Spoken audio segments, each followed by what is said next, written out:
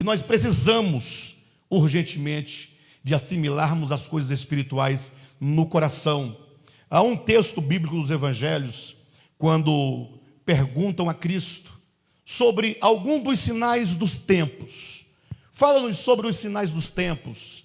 E Jesus então responde dizendo assim: olha, vocês são interessantes, presta atenção, porque vocês olham para o céu e vocês conseguem discernir pelas nuvens, pelo sol, pelas estrelas, pelo clima. Vocês sabem quando vai chover, quando não vai chover. Vocês sabem fazer a leitura dessas coisas naturais, mas vocês não conseguem discernir os sinais dos tempos. Ou seja, nós estamos vivendo, naquele tempo, há 2000 anos, ele disse, estamos vivendo dias finais, mas vocês não conseguem perceber. Ou seja, falta-lhes uma visão espiritual acerca dos últimos dias, acerca das últimas coisas, porque é como se nós vivêssemos nos últimos dias, como se os últimos dias nem mesmo houvesse de chegar.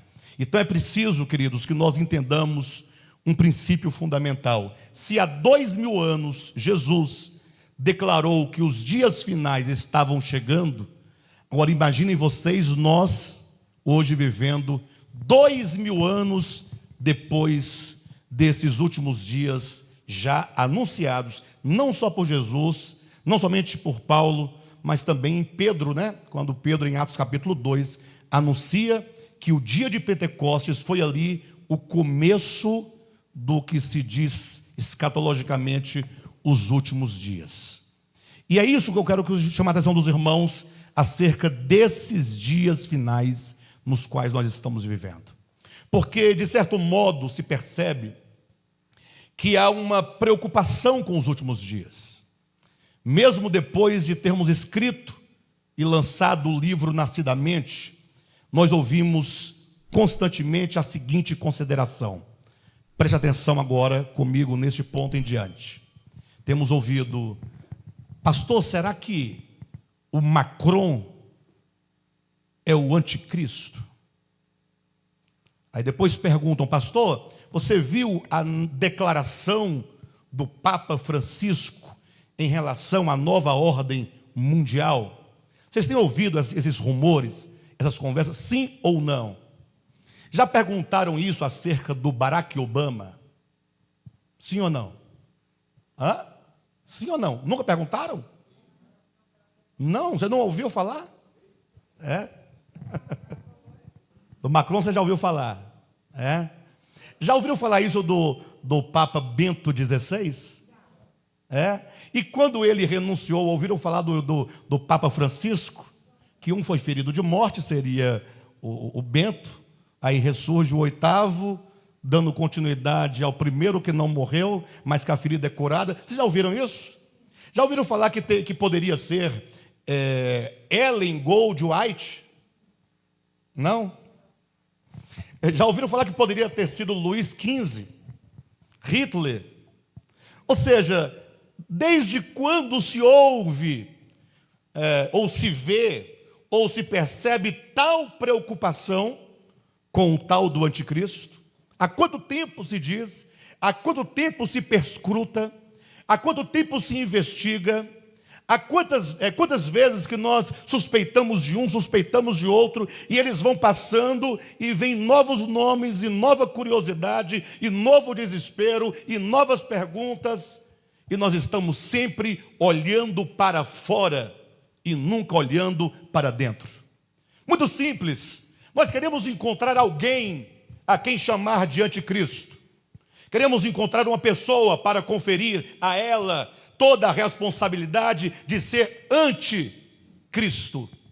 Porque quando nós falamos a palavra anticristo, essa palavra já perdeu o significado para nós. Querem ver uma coisa?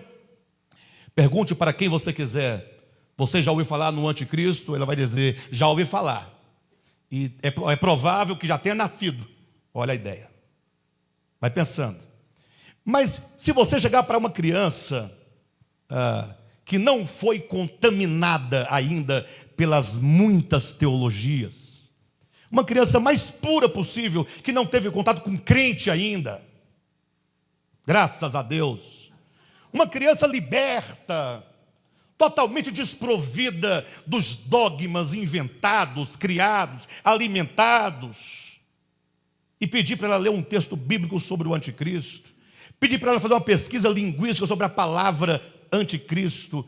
Provável que ela chegue a uma conclusão que ela tem que falar assim: olha, eu não sei muito sobre anticristo, mas é provável que tenha alguém chamado Cristo, e esse Cristo deve ter uma mensagem, deve ter características, deve ter um estilo de vida, e alguém que se opõe a este Cristo pode ser chamado de anticristo, contra Cristo, aquele que se opõe a Cristo. Lógico, a essa altura alguém vai perguntar: mas, pastor, é a pergunta, mais, quando eu coloco mais, já dá aquele cansaço, sabe?